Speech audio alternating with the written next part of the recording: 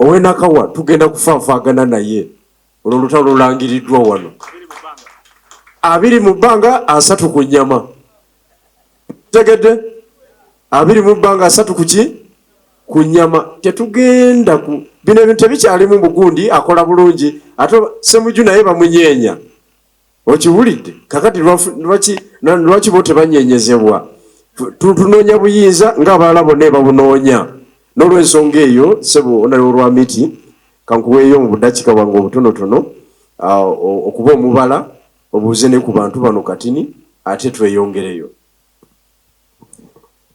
Assalamu alaikum warahmatullahi ta'ala wabarakatuh. Salamu ngaibu zemu. Assalamu alaikum warahmatullahi wabarakatuh.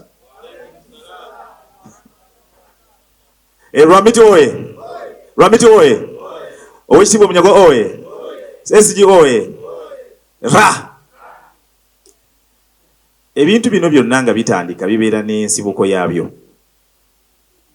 Ate ffe tuli basajja abeetegereza ennyo okola bye tukola.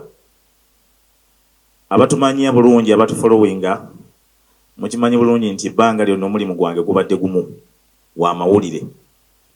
Nese owekitiibwa si mawulire just passe mawulire. I think I'm among a few journalists in this country aba qualifying okuba 360. 360 kyentegeeza nti okoze print journalism, okoze radio and TV broadcast abamawulire mujja kimanya abali wano. Nti nze omu ku batono abakoze 360 nembeera successful nga temulimu nti simanyi wayise mu kadiisa wabula complete. Ekifuula ow'amawulire yenna ow'amawulire kwe kukola print journalism olw'okuba ennaku zino abantu abasinga tebakikoze nti owandiika amawulire ogenda mu field n'ogasaka n'ojja n'ogawandiika ate n'ensi nekola ki negasoma. So twayita mu that kind of okuba nti batutegeera bulungi okuba nti tubulidde ddala mu print paka wetuusa olwaleero. A few journalists olwaleero abasokoze ekyondooza abadde maybe Andrew ne Kabushenga ate nabo tebabadde TV yagaana. So ffe tubadde successful in that field. So Nakawa West njagala obategeeza nti bwemulaba Nakawa wetuwangalidde all my life. Nze we namala okusoma nabeera mulimira zone nembeera mulimira zone ne tubeera ku flash z'ebukoto n'olwaleero okuba nti tuli kiwatule kubo lyerimu eryo n'omulimu. So n'ekyo bwe bakugamba okwogera ku mawulire sirowooza nti oyinza okusukako ffe nnyo n'okumanya. Ate ng'ebizibu bya Nakawa bye bimu tekiriiko nti tujja genda mu corridors of parliament twogere oluzungu. Manyi ennaku zino abantu badde boogera oluzungu ne bakubawo ebigambo ne bakubawo kino. Kaffe tugamba Africa tujje ensi tugitegeeze tulina okukola. N'olwekyo nga na president wange ate nno omukulu ono abamusinga muyinza okuba temumanyi nti musajja mulwanyi nnyo. Muyinza omulaba wano ku ngulu naye mu bantu bempa respect ate abanekyalinze abannamawulire oba oli awo abannabebufuzi ye mwami Mubaraka Munyago oyo. Briefly nja babuulira ebitonotono ffe twaliko naye mu kaduukulu ewamu era bwe ntunuulira abaga nti bali mu struggle olwaleero ayingamba what's this. Honorable Munyagwa struggle gy'abaddemu n'okuba nti alwana n'okuba nti tugenda mu maaso n'eggwanga lyaffe. Sirowooza nti waliwo bannabebufuzi abamu abali ku level ye. Twali 2021 ndowooza omukulu ayinza okuba yeerabidde nga twagala kunominating yali president waffe ekiseera ekyo. Abakodyo konna ne bubula batuganye okukola procession omanyi bwe tugenda nti tugenda paka tubeere nominated nga byonna biganye.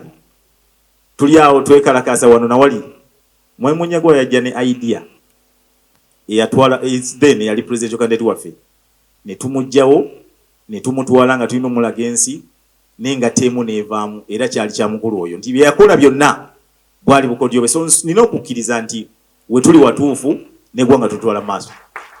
So n'olwekyo tukyalina ebigambo bingi mukama wange esigi bye tusobola okwogera naye fonna njaba bakakasa nti tuli wamu.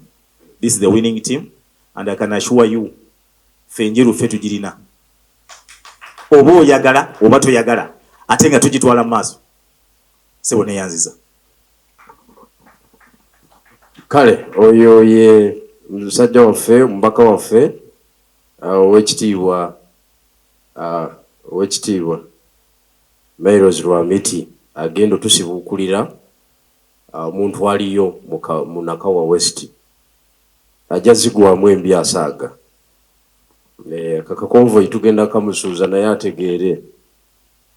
Basebo ne banyabo, kangende butereevu ku subject matter ey'olwaleero. Common Man's Party, we have been able and we have managed to be in each and every district, as you indicated in the National Harmonized Program. So thank you, Mr. President, for building that capacity within the shortest time possible. Remember, this party is 1 month and 15 days old. That is 45 days. But we have the presidential candidate. We have mayors who are already in the race. We have councillors, and now we are going to show you the first batch of the parliamentary candidates.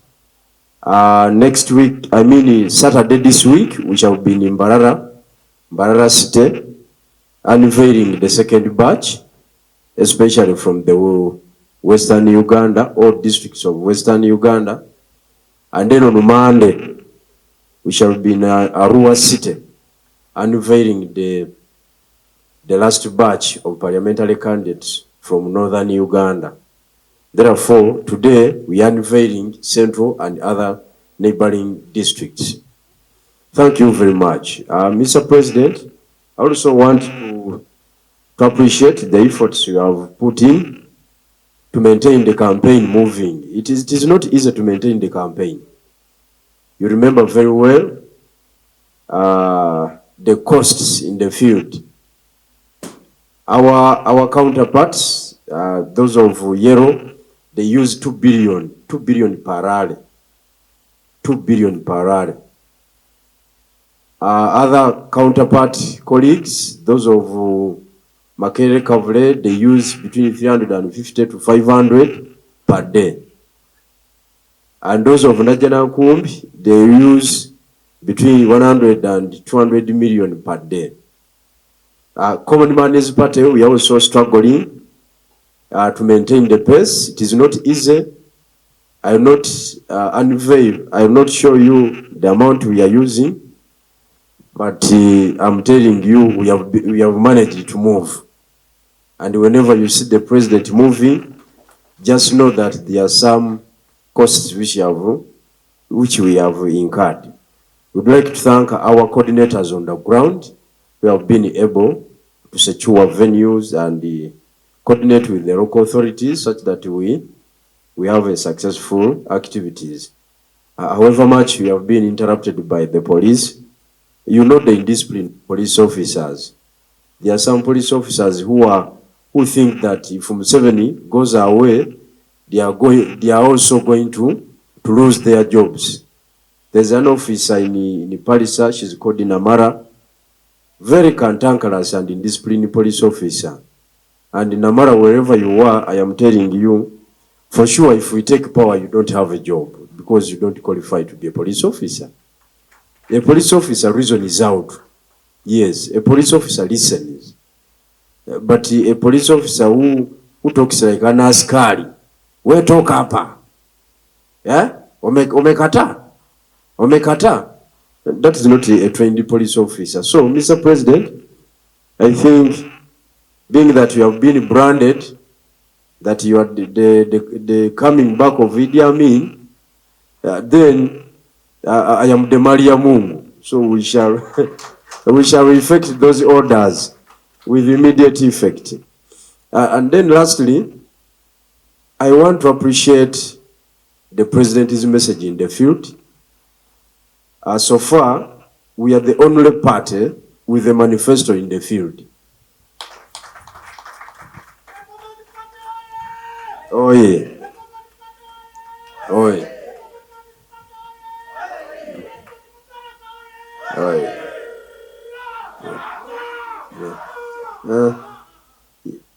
Those are energies from Namayingo. You have to win. He's a parliamentary candidate. With such energy, at least the public, they have accepted that we have the manifesto and a clear manifesto, and it is directly connected to the common man who is on the ground. So the rest of the candidates in the field at the presidential level, they are just kukubalwali. In Busoga we call it kukubalwali. They are just loitering around, abusing each other, kunyumya mbozi z'abakazi, you know. Even Gen. Museveni has nothing to say. He's also struggling with the message. As far as the message is concerned, it's Common Man's Party which is leading this race. Kati ffe omulimu ogwaffe tuba tugukoze. Oba munaatuwa obululu, oba temutuwa obululu, ebyo ate tubirekedde bannayuganda. Ffe okubateerawo eryato. Nga Katonda bwe yagamba Nuuwa nti bajja eryato. Abantu bange ababoonoonyi balirinnye. Era Nuuwa n'akola ogugwe. N'abajja eryato eryakabi n'agamba abantu mulinnye. Abalugezigezi ng'emulaba era abannayuganda abalala abeegeziwaza baasigala ku ground baga eryato lya Nuuwa ataddeko n'ebintu ebirala lali agenda eyo. Ffe tuleke ebyana byaffe ku ground. Abaasigala be baasinga obungi. Abaalinnye eryato be baali abatono. So njagala okwebaza abantu abalinnye eryato lya Mubaraka Munyagwa erya Common Man's Party. Don't mind about the numbers. Power is taken by the organized few. I can tell you. And the historical political question of Uganda, power has been taken by the organized few. Right from inception, right from 1962 up to now. Therefore, we are very, very, very determined and really happy about our programs and the reception of the general public. Nga siraba kugenda mu maaso, muzikirize mbanjulireyo memba waffe atwegasseeko mu ngeri y'enjawulo omukulu Rwamitti, Honorable Rwamitti okuva Nakawa East, Nakawa West. Honorable Miles Rwamitti sebo janguko wano okubye bugalo bindi ng'obwange naye sembera ko wano sebo tobujjaako tobujjaako